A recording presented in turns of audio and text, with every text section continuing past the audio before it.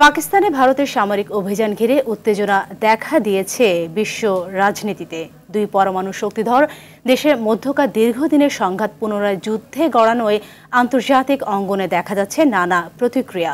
মার্কিন president Donald Trump, জাতিসংঘ মহাসচিব অ্যান্তোনিও গুতেরেস সহ এ ইস্যুতে প্রতিক্রিয়া দেখিয়েছে বিশ্ব নেতারা। ভারতের পক্ষে সমর্থন জানিয়েছে ইসরায়েল, আর পাকিস্তানকে সংহতি জানিয়েছে তুরস্কের।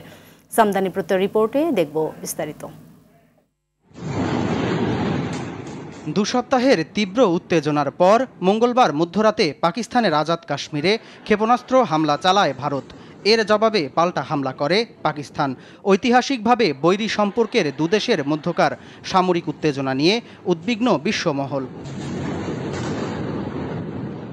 ভারত পাকিস্তানের উত্তেজনা সামরিক রূপ নেয়ার ঘটনাকে লজ্জাজনক বলে মন্তব্য করেছেন মার্কিন প্রেসিডেন্ট ডোনাল্ড ট্রাম্প। দুদেশকে নিয়ে শান্তিপূর্ণ সমাধানের জন্য প্রচেষ্টা চলমান বলে জানান দেশটির পররাষ্ট্রমন্ত্রী মার্কো রুবিও। এটা লজ্জাজনক। আমরা এইমাত্র এই ঘটনা সম্পর্কে শুনেছি। উভয় পক্ষই বহু দশক ধরে লড়াই করে আসছে, তবে আমার আশা এটি খুব দ্রুতই শেষ হবে। হামলার ঘটনায় 2 পরমাণু শক্তিধর দেশকেই শান্ত ও সংযত থাকার আহ্বান জানিয়েছে চীন। আমরা ভারত ও পাকিস্তান দুদেশকে শান্তি ও স্থিতিশীলতাকে অগ্রাধিকার দেওয়ার, শান্ত ও সংযত থাকার এবং পরিস্থিতি আরও জটিল করে তোলে এমন পদক্ষেপ নেওয়া থেকে বিরত থাকার আহ্বান জানাচ্ছি। ভারত পাকিস্তানের পরিস্থিতির বিষয়ে উদ্বেগ প্রকাশ করেছেন জাতিসংঘের মহাসচিব আন্তোনিও গুতেরেস। দেশ দুটির মধ্যে সামরিক সংঘাতের ভার বিশ্ব বহন করতে পারবে না বলে অভিমত তার। ভারত পাকিস্তানের মধ্যে সামরিক সংঘাতের মাত্রা বেড়ে যাওয়ার বিষয়টি নিয়ে গভীরভাবে উদ্বেগ জানিয়েছে রাশিয়া।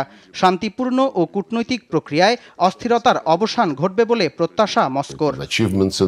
পরিস্থিতির আরও অবনতি যাতে না হয় সেটা নিশ্চিত করার জন্য উভয় পক্ষকে ধৈর্যশীল থাকার আহ্বান জানাচ্ছি আমরা।